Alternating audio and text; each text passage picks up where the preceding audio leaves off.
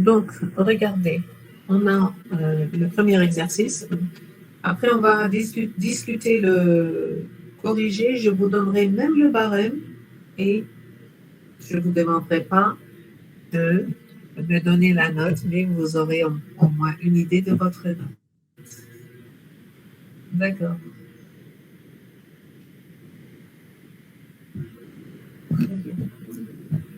Alors, parfois je lis les messages.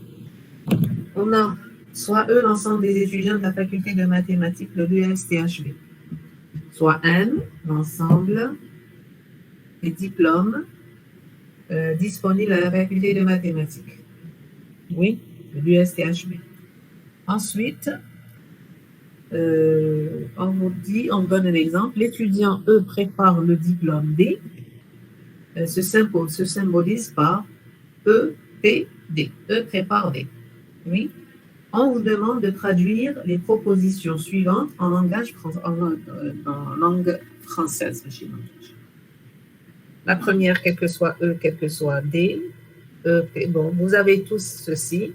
On vous demande traduire ceci en utilisant des phrases de la langue française. Regardez, il est 10h09. Normalement, je donne 10 minutes. Si il y aura des... Bon, maximum un quart d'heure. Voilà. Je vous laisse travailler. Après, on va partager le corrigé avec barème. Je vous laisse. Ah, vous avez terminé. Donc, je change le partage. On va aller au corrigé avec barème. La première, c'est quel que soit. Le quel que soit, c'est tout. Oui. Quel que soit eux, tous les étudiants préparent, parce que je lis, eux préparent. Tous les étudiants préparent tous les diplômes disponibles à la faculté. Je mets des points de suspension pour ne pas écrire mathématiques, le STHP. C'est tout. Oui. Donc pour le premier, en principe, c'est simple. Le second, quel que soit pour les étudiants, il existe pour les diplômes. Donc, tous les étudiants de la faculté de mathématiques préparent au moins, il existe, préparent au moins un diplôme et mettez des points de suspension disponibles à la faculté. Troisième, il existe. Donc, il existe au moins un étudiant, eux préparent. Ils préparent au moins un diplôme. Bon, moi, quand je dis il existe, je lis ici. Mais dans notre langage, on dit il y a. Oui, il y a au moins un étudiant qui prépare au moins un diplôme disponible à la faculté. Ça, c'est le troisième. Le 4i, il existe, et ensuite, quel que soit. Donc, il existe au moins, langage courant, il y a au moins un étudiant qui prépare tout. Alors, il existe, je suis troisième. Il existe. Il y a au moins un étudiant qui prépare au moins un diplôme de mathématiques. Donc, c'est ça, on est dans le 3i. Il y a au moins un... Non, c'est pas grave, tu peux laisser, il existe. Hein. Mais bon, dans le langage naturel, si vous voulez, si on parle avec des amis qui n'ont pas fait maths, ils comprendront, hein, il existe au moins. Donc, le 3i, il y a au moins un étudiant qui prépare au moins un diplôme. Donc, parce que là, il existe.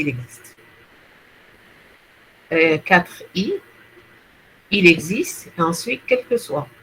Il existe au moins un étudiant qui prépare tous les diplômes. Parce que quel que soit, c'est tout.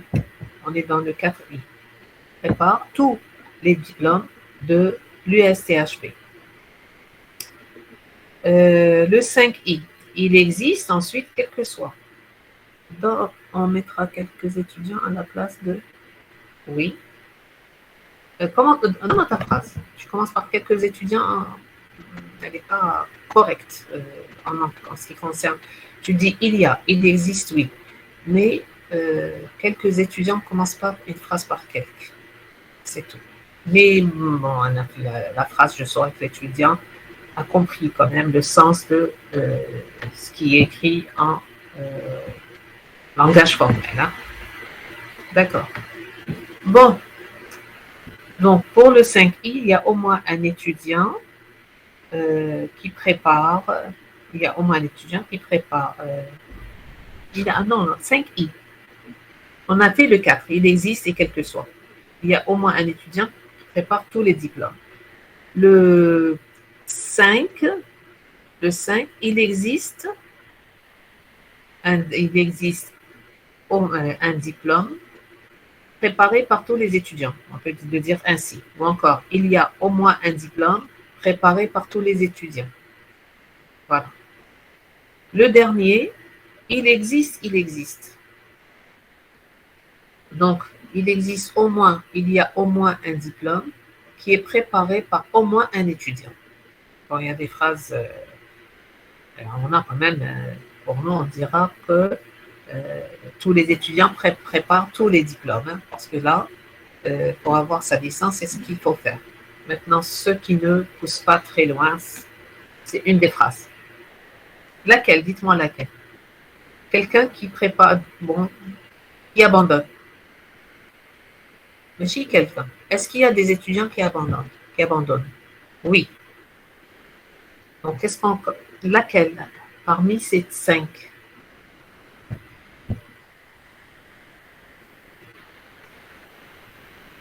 Il y a au moins un étudiant à l'ESCHP qui abandonne. Oui.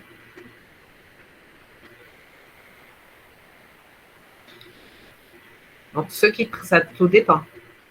Ceux qui abandonnent la première année de début. Il existe eux, et il faudrait que j'utilise la négation. Bon, donc pour celui-là, c'est bon, vous avez le REM.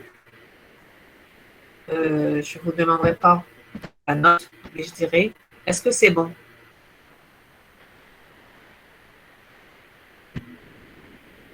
L'exercice était... Oui, oui, oui, très bien, très bien. Là, je suis contente. On passe à l'exercice 2, donc j'arrête ce partage.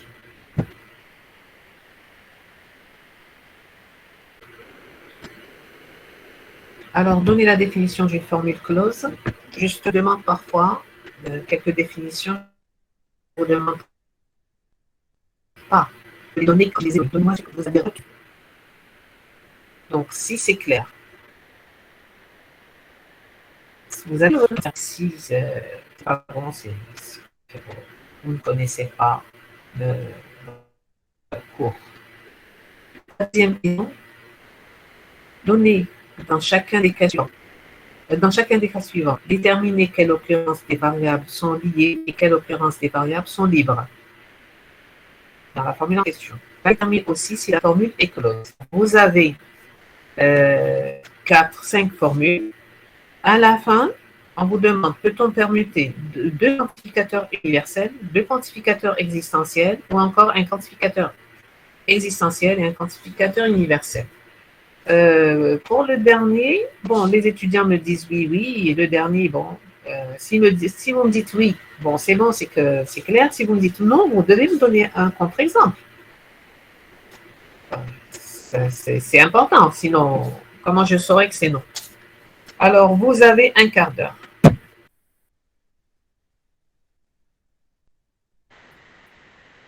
De corriger?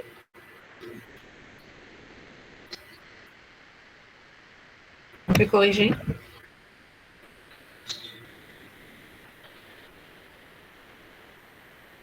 Non, oui.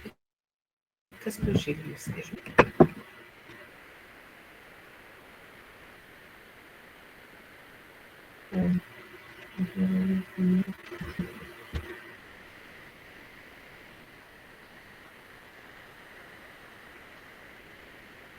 formule dit close, si toutes ces variables sont liées, oui.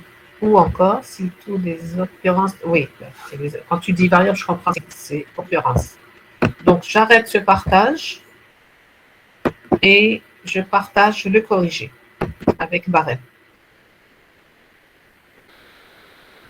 Alors, la définition d'une formule close, fermée, toutes ces variables sont liées, ou si toutes ces variables, les autres variables sont liées.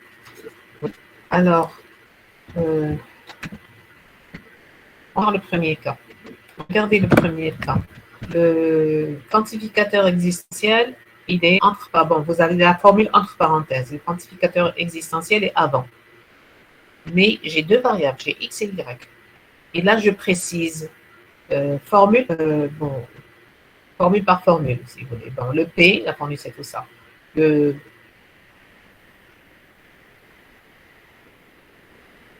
Pardon. Là, pour P, si je regarde le X, il est quantifié. Si je regarde le Y, il ne l'est pas. Déjà, il y a une variable qui n'est pas quantifiée, là, sa formule n'est pas close. Si je considère maintenant Q, le X, il est quantifié parce que c'est le quantificateur existentiel et il n'y a pas la parenthèse. Donc voilà comment il faut répondre. Si on vous demande le nombre d'occurrences, là je vais faire une remarque. Le X, il apparaît dans P, il apparaît dans Q. Donc le nombre d'occurrences, c'est 2. Ne me comptez pas celui qui est à côté du quantificateur. Là, je saurais que l'étudiant n'a pas compris. Le X qui est dans le quantificateur, c'est pour nous dire ce qui va se passer oui. Donc, le nombre d'occurrences ici de X, c'est 2. Le nombre d'occurrences de Y, c'est une fois. La deuxième formule, donc on a dit, puisqu'il y a une variable qui n'est pas, qui est libre, donc la formule n'est pas close. Pour la deuxième, donc là j'ai noté, même la réponse formule close, j'ai noté. La deuxième, attention avec la parenthèse est en plus, il n'y a pas de parenthèse. Il existe X, P de XY, donc le quantificateur existentiel est pour P. Q n'a pas de quantificateur. Alors, pour P, j'ai X qui est lié, Y est libre. Pour Q, X est libre. Dès qu'on a une variable libre, la formule n'est pas close. Pour la troisième, si je regarde P, avant P, il y a deux quantificateurs, pour le X et le Y. Donc, X et Y sont liés dans P. Mais si je considère R, il n'y a pas de quantificateur avant R, donc X et Y sont libres dans R. Si je compte le nombre d'occurrences de X, il apparaît dans P, il apparaît dans R, donc il y a deux occurrences. Le Y, il apparaît dans P, il apparaît dans R, donc il y a deux occurrences, et je ne compte pas ce qu'il y a à côté des quantificateurs. Pour la troisième, donc je dois, pour 3i,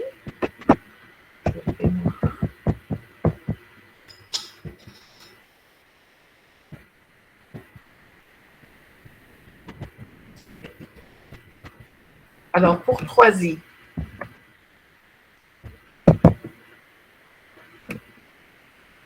qu'est-ce que j'ai? J'ai le quantificateur universel pour X, il est avant les parenthèses, et pour Y, il est considéré pour P seulement. Donc, pour P, j'ai X qui est quantifié par le quantificateur universel, et j'ai le Y qui est quantifié par le quantificateur universel. Donc, X et Y sont liés dans P. Si je regarde maintenant R, le X est lié par le quantificateur universel, le Y n'est pas quantifié, donc libre. Dès qu'il y a une variable libre, la formule n'est pas close. La dernière, on a le X et Y qui sont avant la parenthèse. Donc, si je considère P, X et Y sont liés dans P. R aussi, X et Y sont liés dans R. Puisque toutes les formules, toutes les variables sont liées, alors la formule est close. Oui. On va voir la suite. Voilà. Peut-on permuter? Alors, quand on a deux quantificateurs du même type, il n'y a pas de problème. Mais quand on a des quantificateurs qui ne sont pas du même type, là, attention, ce n'est pas permis. Mais puisque l'étudiant me dit non, il doit me donner un contre-exemple. Et pour cela, revenez à l'exercice 1. Je vous ai donné le contre-exemple, si vous voulez. Quel que soit E, il existe D. Et quel que soit D, il existe E. Qu'est-ce qui s'est passé? On a permuté, mais le sens de la phrase a changé.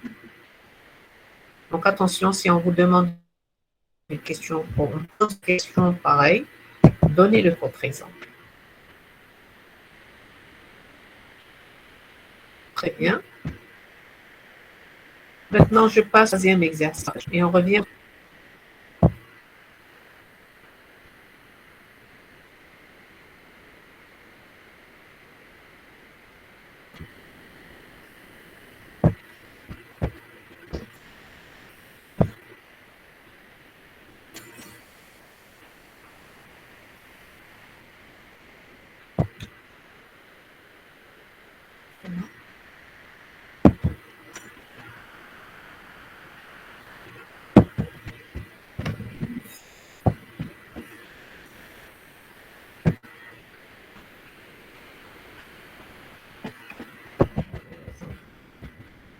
Voilà le troisième exercice.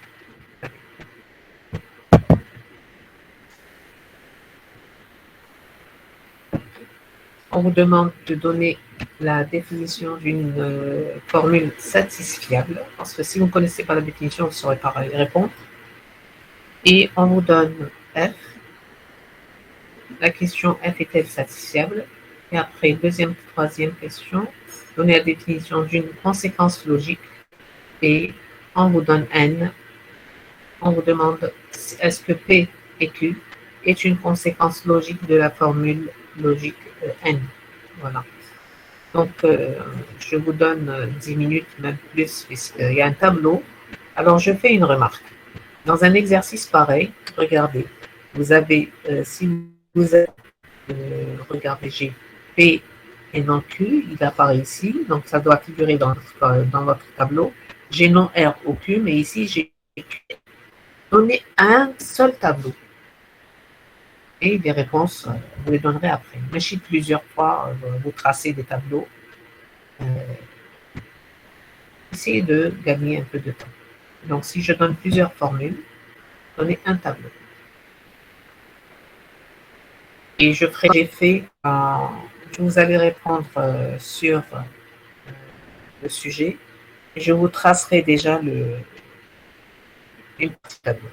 Vous aurez à compléter seulement pour gagner du temps. Donc, vous avez 10 minutes.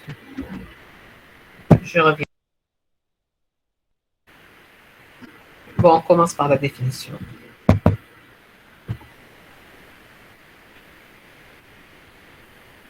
Alors, on appelle réalisation d'une forme propositionnelle F toute affectation de valeur de vérité aux variables propositionnelles de F de telle sorte que la valeur de vérité de F soit égale à 1. Donc, je suis intéressé par quoi? Par V de P, V de Q, V de R. V de P égale quoi? V de Q égale quoi? V de R égale quoi? Pour avoir V de F égale 1. Oui? Donc, je vous le dis, la définition, donnez-la moi, même si c'est en arabe. Mais il faudrait que pour que l'étudiant puisse répondre à la question, il faudrait qu'il connaisse sa définition. Alors, un ensemble E maintenant, c'est pour l'ensemble. Un ensemble E de forme propositionnelle est dit satisfiable. Oui. Si elle admet si la forme, elle admet une réalisation, sinon on dira que s'il admet, sinon on dira que E est insatisfiable ou contradictoire. Oui. Ou encore E est satisfiable. Oui.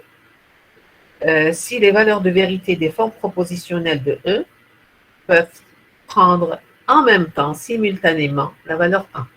Oui, dans E, qu'est-ce que j'ai? J'ai des formes propositionnelles, parce que E, c'est un ensemble de formes propositionnelles. Si elles prennent toutes les valeurs 1, donc E aura la valeur 1, ça sera la première, parce que là, j'ai dit ou encore. Alors, on dira que E est satisfiable. On a donné la définition de réalisation et de satisfiabilité. Je vais encore monter un peu pour avoir tout le tableau. Voilà. Très bien. Je ne sais pas ce qui se passe avec ce mythe. D'habitude, je travaille directement sur la page que je partage. Maintenant, je n'ai pas le droit. Je reviens à la page web qui est dans mon micro et je fais défiler pour pouvoir voir ce que je veux. Alors, regardez, comparez avec votre tableau. Là, j'ai donné la remarque tout à l'heure, je crois. Le tableau, vous le faites sur une feuille de brouillon, vous tournez la page, vous le refaites. Si c'est les mêmes résultats, donc vous n'avez pas fait d'erreur. Sinon, vous insistez sur le tableau, il ne faudrait pas qu'il y ait d'erreur.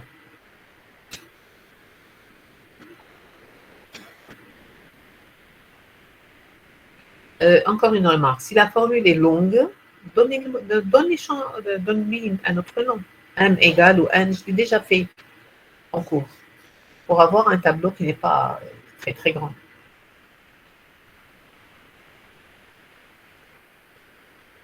C'est bon pour le tableau?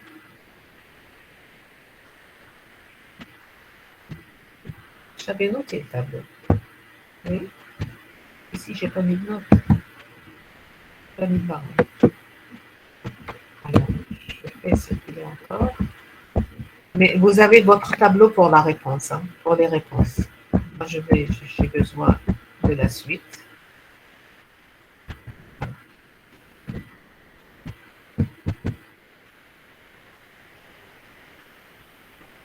Alors, regardez. Quand est-ce que j'ai V de P, V de P ou non Q et V de Q ou non R égale à 1? Vous devez me donner ça. Oui, vous l'avez dans le tableau. Donc, je dirais que F est satisfiable. Mais je n'ai pas une seule possibilité. Là, je fais une remarque. Si la question F est-elle satisfiable ou non, vous me donnez une réponse. Ce n'est pas la peine de me donner toutes les possibilités. Maintenant, je donne toutes les possibilités parce que les réponses sont différentes. L'étudiant peut me donner la première, un autre me donner celle-là. Oui. Mais vous me donnez une suffit. Ne perdez pas de temps, passez à autre chose. Donc, pour la première, si V de P égale 1, V de Q égale 1, V de R égale 1, je remarque dans mon tableau que V de P ou non Q et V de Q ou non R, c'est 1. Donc, ça me donne que F, V de F, c'est 1. Alors, donc, ça me donnera que F est satisfiable. Est-ce que vous avez un cours maintenant? Vous avez un cours maintenant? Non. La deuxième possibilité, si pour P c'est 1, Q c'est 1 et R c'est 0, non, la deuxième c'est, oui, R 0. Ça me donne encore les deux, V de P ou non Q ou V de Q ou non R, c'est 1. Donc, elle est satisfiable. Donc, voilà, on est passé par toutes les possibilités. Vous me donnez une seule. Alors, la formule logique, pour parler de une formule logique et conséquence logique d'un certain E, si, alors tous les V de EI, c'est 1. Alors V de F égale 1. Voilà ce qu'il faudra vérifier. Dans notre exemple, non, je ne vois encore. faire monter un peu.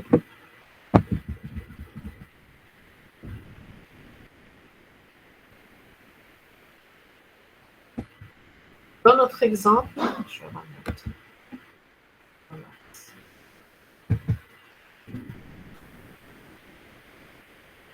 Si je regarde P et Q, je dirais que c'est une conséquence logique. Pourquoi? Parce que je considère ces deux, V2P ou non Q, c'est A, V2Q ou R, c'est A. Donc, j'ai ici V2P et Q, ou Q, pardon, pas Q, ou Q est égal à A. Voilà, je donne la justification. Après, bon, ici, je n'ai pas dit pourquoi ceux-là sont A, mais je le donne après. Voilà, je descends.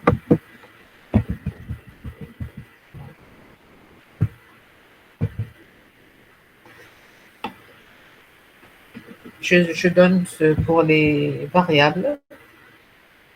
Voilà. Pour PC1, QC1, RC1, on a ces deux qui ont une valeur égale à 1. Donc, ceci est égal à 1. Donc, on a bien conséquence logique. Il y a encore d'autres possibilités. Voilà. Mais vous me donnerez une seule possibilité. Une suffit. Ne perdez pas de temps. Donc, voilà pour le test, l'épreuve finale de 2016. Je vous enverrai l'épreuve finale de l'an dernier. Je laisserai un peu de temps. Je vous enverrai après le corrigé. Ici, je vous ai donné le corrigé. La question que je pose, est-ce que vous êtes satisfait? Est-ce que vous avez bien répondu? Je ne demande pas la note. Ceux qui veulent me la donner, pourquoi pas? Mais je ne demande pas à tout le monde. Est-ce que vous êtes satisfait? C'est une autocorrection. Et vous noterez, c'est pas l'enseignant qui note. Bon, s'il n'y a pas de questions, je vous libère.